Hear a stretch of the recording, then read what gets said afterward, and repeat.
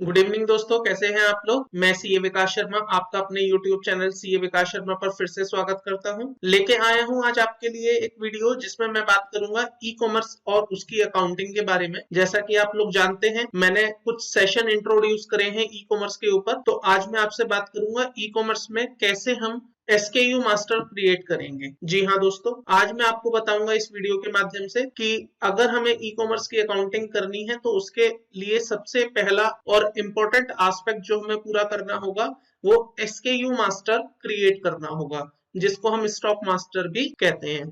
तो चलिए देख लेते हैं स्टॉक मास्टर क्रिएट करने के लिए हमें कौन सी बेसिक रिक्वायरमेंट होंगी। तो अगर मैं स्टॉक मास्टर क्रिएट करना चाहता हूँ फॉर ई कॉमर्स अकाउंटिंग, मुझे सबसे पहले चाहिए होगा दोस्तों FSN या ASIN।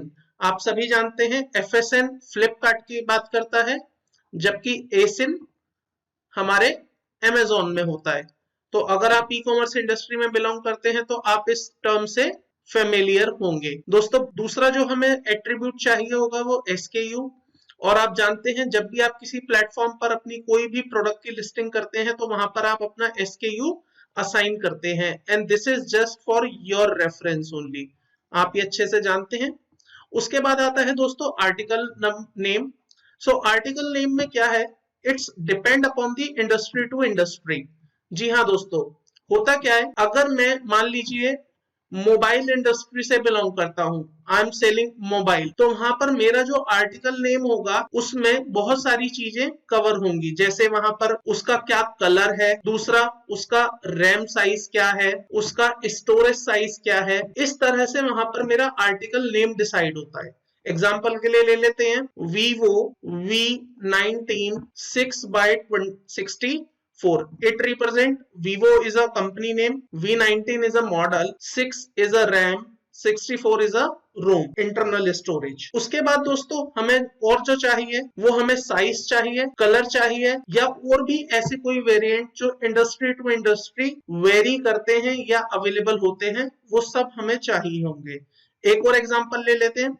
Let's say I belong in to the shoes industry. तो शूज इंडस्ट्री में क्या होगा, एक होगा आर्टिकल, आर्टिकल का नाम, एक उसके बाद हमें उसका चाहिए कलर, वो किस कलर का है, फिर हमें चाहिए दोस्तों उसका साइज, कि वो साइज क्या है। आपको पता होगा शूज इंडस्ट्री में 6, 7, 8 इस तरह से मल्टीपल साइजेस आते हैं, और ये साइजेस भी अलग अलग वेरिएंट में होते हैं, यूके का साइज, यूएस का साइज, इस तरह से। तो वो जितने भी एट्रीब्यूट हैं वो सब हम एक जगह कोलेट करेंगे, उसके बाद हम अपना SKU मास्टर बनाएंगे। अभी समझ लेते हैं कि हमें SKU मास्टर बनाने की जरूरत क्यों है। सो दोस्तों क्या होता है, लेट्स से एक सिचुएशन लेते हैं, आप टैली के अंदर अकाउंटिंग कर रहे हैं। टैली में आप परचेज का जो लेजर बनाएंगे उसके अंदर आप स्टॉक आइटम क्रिएट करें। स्टॉक आइटम एक प्रोडक्ट के लिए एक यूनिक होगी। लेट्स से मैंने Vivo V19 black colour 6x64 ये एक स्टॉक आइटम क्रिएट कर दिया। अब अगर मेरे पास 6x64 के अलावा कोई दूसरा साइज आता है, लेट्स से 8x128, तो ये मेरे लिए एक दूसरा प्रोडक्ट कहलाएगा। बाकी चीजें सेम रहेंगी, जैसे Vivo V19 ब्लैक। क्लियर है। मान लीजिए अगर मेरे पास यहाँ पर कलर बदल के ग्रे हो जाता है तो मैं यहाँ पर ग्रे क्रिएट करूंगा और ये मेरे लिए एक तीसरा प्रोडक्ट बन जाएगा। मान लीजिए मेरा रैम 6 ना होके 4 हो जाता है तो ये मेरे लिए एक अलग से प्रोडक्ट क्रिएट हो जाएगा। तो होप आपको यहाँ तक बात समझ आ गई है। अब क्या होता है दोस्तों, टैली में आप एक पर्टिकुलर आइटम के लिए एक ही स्टॉक लेजर क्रिएट करते हैं, स्टॉक आइटम क्रिएट करते हैं, लेकिन अब आपने इस पर्टिकुलर प्रोडक्ट को फॉर एग्जांपल 3 मार्केट प्लेसेस पे लिस्ट कर दिया। One is Amazon, second one Flipkart and third one like a snap. अब हो सकता है Amazon पे जब आपने अपना SKU बनाया तो आपने वहां पर शॉर्ट में लिख दिया Vivo V19 6x64 ब्लैक, ठीक है। लेकिन जब आपने इसी प्रोडक्ट को, जिस प्रोडक्ट की हम बात कर रहे हैं, फ्लिपकार्ट पर आपने लिस्ट किया तो वहां पर आपने अपना SKU बनाया Vivo V19 ब्लैक 64/6। पॉसिबल है। अब आपने स्नैपडील पर जब अपना SKU बनाया तो आपने इस तरह बना दिया Vivo V19 664 ब्लैक। देखिए दोस्तों, आपने एक ही प्रोडक्ट को जब अमेजोन पर लिस्ट किया तो आपने एक अलग नाम दिया, जब आपने फ्लिपकार्ट पर लिस्ट किया आपने अलग नाम दिया, और जब आपने स्नैपडील पर लिस्ट किया तो आपने एक अलग नाम दिया। लेकिन टैली आपका कुछ और ही नाम दे रहा होगा। टैली में आपने नाम दिया है ये वाला। अब आप बताइए, क्या आपका टैली वाला दिया हुआ नाम इन तीनों ही एसकेयू में किसी से भी मैच होता है? The answer is no, match नहीं होता। तो ऐसे में क्या होगा, जब आप टैली के अंदर एंट्री करेंगे तो वहां पर आपकी परचेज एक आइटम से प्लस दिखेगी क्योंकि वो आपने परचेज किया।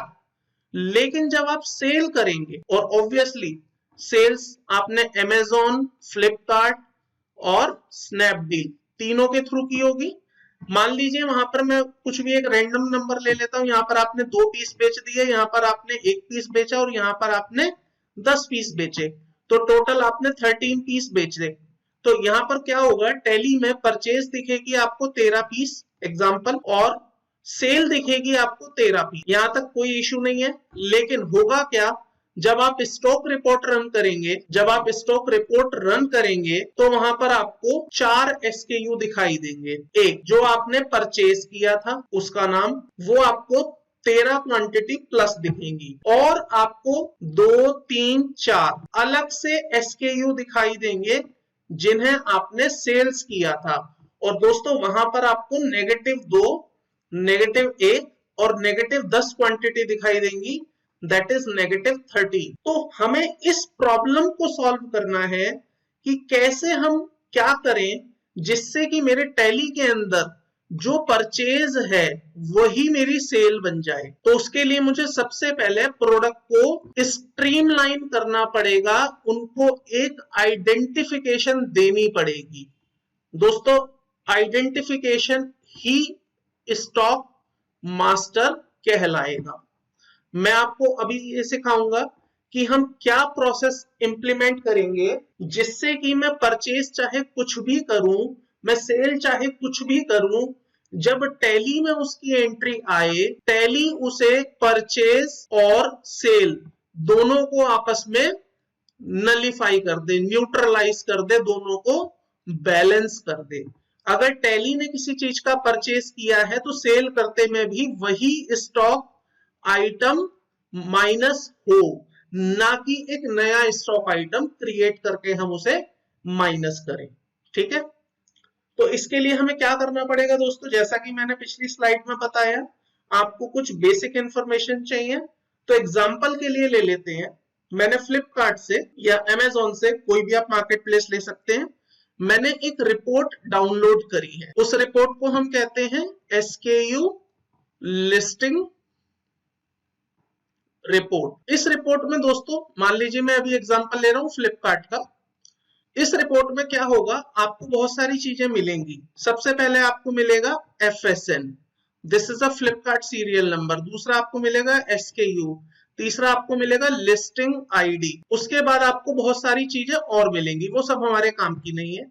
तो हमें यहां से अपना काम करना है, हमें उस रिपोर्ट में से ये 4 चीजें पिक करनी है, लिस्टिंग ID, FSN, SKU और एक आधी information. It depends upon the industry to industry. जैसे मैंने आपको बताया, शू इंडस्ट्री में साइज आ जाएगा, कलर आ जाएगा एंड नंबर्स आ जाएंगे, sorry size, colour and article name आ जाएगा। अगर आप क्लॉथिंग इंडस्ट्री से बिलोंग करते हैं तो वहां पर साइज रहेगा, नंबर भी रहेगा, आर्टिकल का नाम भी रहेगा, और एक चीज और जुड़ जाएगी, फॉर मैन और फॉर वुमेन। तो ये सारी इंफॉर्मेशन हम वहां से कैप्चर करेंगे और हम क्या करेंगे, क्रिएट अ एक्सेल शीट। हम एक एक्सेल की हेल्प लेके उसको इंप्लीमेंट कर देंगे। मैं भी आपको वो एक्सेल शो करूंगा, कैसे हम इसका डिजाइनिंग प्रोसेस करेंगे, कैसे हम स्टॉक मास्टर क्रिएट करें। उससे पहले एक बार बात कर लेते हैं अमेजोन के केस में। मान लीजिए आप अमेजोन से रिपोर्ट निकाल रहे हैं, तो वहां पर भी आपको लिस्टिंग रिपोर्ट ही डाउनलोड करनी पड़ेगी। उस लिस्टिंग रिपोर्ट में जो मेन फीचर रहेंगे वो एक होगा SKU, ये आपको इंपॉर्टेंट चाहिए। दूसरा हमें निकालना है ASIN, ये आपको अमेजोन की रिपोर्ट से मिलेगा। तीसरा हम वहां से बाकी एट्रीब्यूट भी निकाल लेंगे कि अगर आपका साइज अवेलेबल है तो साइज, इसके बाद कलर कोडिंग अगर कोई है तो, वो सारी इंफॉर्मेशन निकालने के बाद हम उसका भी स्टॉक मास्टर क्रिएट करेंगे। मैं आपको अभी वो एक्सेल शीट दिखा देता हूं किस तरह से ये स्टॉक मास्टर क्रिएट किया जाता है। सो दोस्तों देखिए, ये वो एक्सेल है जिसमें मैंने एक रेफरेंस के लिए स्टॉक मास्टर क्रिएट किया हुआ है। सबसे पहले मैंने यहाँ पर लिया हुआ है मार्केट। मार्केट मतलब मार्केट प्लेस कौन सा है, फ्लिपकार्ट है, अमेजोन है, स्नैपडील है, इस तरह से आप यहाँ पर मार्केट लेंगे। देन उसके बाद मैंने आईडीज उठाई हुई है। इन आईडीज में क्या है दोस्तों, FSN है। अगर फ्लिपकार्ट का है तो वो FSN है, अगर वो अमेजन का है तो वहां पर ASIN है। तो वो आईडीज आपको यहाँ पर रखनी है। उसके बाद दोस्तों मैंने यहाँ पर रखा है रॉ सेलर SKU। ये रॉ सेलर SKU वो SKU है जो आपने अपने रेफरेंसेस के लिए अलग अलग मार्केट प्लेस पे डाला था।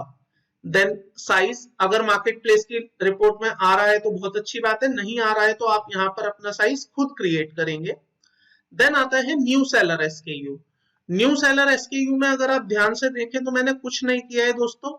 मैंने यहाँ पर एक फॉर्मूला क्रिएट किया है कॉन्कैटिनेट, जिसमें मैंने रॉ SKU और साइज को कंबाइन करके एक final semifinal I would say मैंने SKU क्रिएट किया है।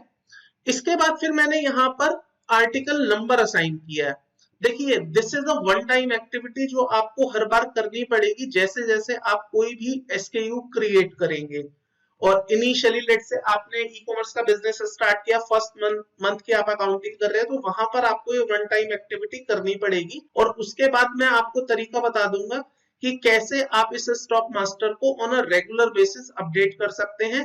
और मंथ एंड पर while doing accounting you will not face any challenge from it। तो यहाँ पर आपको क्या करना पड़ेगा दोस्तों, आर्टिकल नंबर आपको खुद असाइन करना पड़ेगा on the basis of industry to industry specific. जैसे अगर शूज इंडस्ट्री है तो this is article name of HF13। Maybe आपका क्लोथिंग इंडस्ट्री में कुछ होगा तो आप इसको आर्टिकल नेम अकॉर्डिंगली असाइन कर सकते हैं। So it is a name only. उसके बाद दोस्तों यहाँ पर आपको कलर असाइन करना है, साइज असाइन करना है, और this is a final tally SKU code. ये हमारा वो SKU होगा जो टैली के अंदर रिप्रेजेंट होगा, जिसको जब आप परचेज करोगे तब भी आप इसी नाम से डालोगे और जब आप सेल करोगे तब भी वो ऑटोमेटिकली इसी को कैप्चर कर लेगा। दोस्तों मेरे इस टैली SKU मास्टर से क्या हेल्प होगी, मैं आपको जो चीज बताना चाह रहा हूं वो ये है कि आप भले ही कुछ भी सेल करो, आपने X बेचा, Y बेचा, Z बेचा, PQR एनीथिंग, लेकिन अगर ये एक ही चीज है, it is to be called as a, तो भले ही आप मार्केट प्लेस पर कुछ भी बेच रहे हो, आपके टैली में परचेज भी इसी की होनी चाहिए और सेल भी इसी की होनी चाहिए। तो मैं जो मास्टर क्रिएट करना चाह रहा हूं वो इसलिए करना चाह रहा हूं कि भले ही आपके मार्केट प्लेसेस पे आप इन्हें किसी भी नाम से जाने, अलग अलग मार्केट प्लेस पर भले ही इन्हें कुछ भी कहते हो, मेरे टैली के अंदर ये फाइनल SKU आएंगे।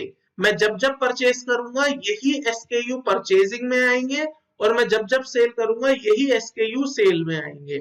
मैं आपको बताऊंगा कि कैसे हम इसको यूज करेंगे बाद में। ऑब्वियसली हम VLOOKUP का फॉर्मूला यूज करते हुए जब जब सेल की एंट्री टैली में पुट करेंगे तो मैं यहाँ पर इन SKU को फाइनली पिक करूंगा। I will post all the accounting entry through these SKUs only, not from any other SKU। Hope आपको यहाँ तक बात क्लियर हुई होगी। तो दोस्तों आप देख सकते हैं इस एक्सेल में मैंने फ्लिपकार्ट, इसी तरह से बाकी भी अगर मैं आपको दिखाने की कोशिश करूं तो यहाँ पर मैंने Amazon, Flipkart, LimeRoad, Paytm, ShopClues, Snapdeal, इन सभी मार्केट प्लेसेस के अलग अलग रॉ SKUs को उठाकर फाइनल SKU में कन्वर्ट किया हुआ है। सो अमेजॉन देख लेते हैं। मान लीजिए मैं अमेजॉन पर फिल्टर अप्लाई कर देता हूं तो अमेजॉन में ये मार्केट प्लेस आ गया, देन ये आईडी आ गई। ID is a ASIN। मैंने आपको बताया था अमेजॉन में ये ASIN के नाम से जानी जाती है। So this is a ASIN। इसके बाद दोस्तों आप रॉ सेलर SKU उठाएंगे। रॉ सेलर SKU आने के बाद आप न्यू SKU क्रिएट कर लेंगे। आप इसको शॉर्ट कर सकते हैं अपॉन योर रेफरेंसेस। अगर आपको कहीं हेल्प चाहिए तो आप मुझसे डायरेक्टली कांटेक्ट कर सकते हैं। I will assist you in creating a master SKU। उसके बाद यहाँ पर आप आर्टिकल नेम असाइन करेंगे, कलर एंड साइज, देन आपका फाइनल यहाँ पर SKU क्रिएट हो जाएगा। तो यहाँ पर मैं ये नहीं कह रहा हूँ आपको कि आपको कलर और साइज ही लेने हैं, आर्टिकल नेम ही लेना है। ये इंडस्ट्री टू इंडस्ट्री डिपेंड करेगा दोस्तों, आप जैसे कन्वीनियंट हो आप वैसे लें। बट यहाँ पर पर्पस ये है, टैली को हमें मैस नहीं बनाना है, टैली में हमें इतना उसको भर नहीं देना है अलग अलग आर्टिकल नेम से कि टैली खुद कंफ्यूज रहे कि मुझे क्या दिखाना है और क्या नहीं दिखाना है, क्योंकि stock report is also matter. आप स्टॉक आइटम में अननेसेसरी उसको भर देंगे तो वहां पर भी आपके एनालिसिस में प्रॉब्लम आएगी। इसी तरह से दोस्तों आप देख सकते हैं मैंने दूसरे मार्केट प्लेसेस के लिए भी यहाँ पर असाइन किया है। लेट्स से मैं स्नैपडील का ले लेता हूं। तो स्नैपडील में ये मेरा आईडी है, this is a raw seller SKU, उसको मैंने सेमी रॉ में कन्वर्ट किया है। देन उसके बाद article, colour, size, then final SKU. So होगा क्या दोस्तों, मैं आपको एक क्रक्स बता देता हूं इसका। जब मैं सेल करूंगा तो सेल रिपोर्ट मुझे इस वाले एसकेयू पर मिलेगी। अगर आप मेरी बात को समझ पाए तो what I am trying to say, जब मैं सेल करूंगा तो स्नैपडील की रिपोर्ट मुझे कहेगी कि मैंने ये आर्टिकल बेचा। आर्टिकल का नाम क्या लिखा हुआ है, विष्णु _T02 माउस 9। अब टैली के अंदर ये इस तरह से रिकॉर्ड नहीं होगा, ऑब्वियसली नहीं होगा। तो मुझे टैली को इंस्ट्रक्शन देनी है कि टैली आप जब सेल करोगे तो आप इसको मत रिपोर्ट करना, इसको मत रिकॉर्ड करना अपनी सेल में, आप रिकॉर्ड करना इसको, जो मैं आपको फाइनल अपना एसकेयू दूंगा। And my final SKU is T02 mouse 9। ये मेरे को सब कुछ बता देगा। ये मेरे को आर्टिकल का नाम दे रहा है, दैट इज अ T02। ये मेरे को, ये भी आर्टिकल का नाम ही है, T02 mouse, sorry this is a colour. So ये मेरे को कलर दे रहा है, माउस कलर है, और ये मेरे को साइज दे रहा है। तो इस एसकेयू से मेरा पूरा पर्पस सॉल्व हो जाएगा। मैं जब इसकी परचेजिंग भी लाऊंगा, मैं तब भी अपनी परचेजिंग इसी के अंदर प्लस करूंगा, ना कि मैं अपना कोई रैंडम एसकेयू क्रिएट करूंगा। सो यहाँ पर हम क्या बात कर रहे हैं, एसकेयू मास्टर को स्ट्रीमलाइन करने की बात कर रहे हैं दोस्तों। आई होप आपको इस एसकेयू मास्टर समझ आ गया होगा। मैं अपनी इस वीडियो के डिस्क्रिप्शन में इस एक्सेल शीट को अटैच कर दूंगा, सो दैट अगर आपको रेफरेंस लेना हो how to create SKU master और हम कौन से फॉर्मूलाज यूज करते हुए इसको फाइनली क्रिएट करेंगे, कौन से हम एट्रीब्यूट्स यूज कर रहे हैं इसको बनाने में, तो आप यहाँ से इसका रेफरेंस ले सकते हैं। सो होप आपको ये एसकेयू मास्टर समझ आ गया होगा। तो दोस्तों आज की वीडियो में केवल इतना ही था। मैं मिलता हूँ जल्दी आपको एक नई वीडियो के साथ, जिसमें मैं ई कॉमर्स और उसके अकाउंटिंग के रिलेटेड और बहुत सारी बातें आपसे करूंगा। तो दोस्तों अगर आपको ई कॉमर्स से रिलेटेड या इस वीडियो से रिलेटेड किसी भी तरह की कोई क्वेरी हो, कोई क्लैरिफिकेशन चाहिए हो, तो आप मुझे इन दिए गए कॉन्टेक्ट्स पर कॉन्टेक्ट कर सकते हैं। आप हमारी वेबसाइट पर भी विजिट कर सकते हैं। आप मुझे इस वीडियो के कमेंट बॉक्स में अपनी क्वेरी पोस्ट कर सकते हैं। मैं डेफिनेटली आपकी हर क्वेरी को जल्दी आंसर करूंगा। मिलता हूं जल्दी एक नई वीडियो के साथ, नए टॉपिक के साथ। तब तक के लिए थैंक यू, बाय बाय।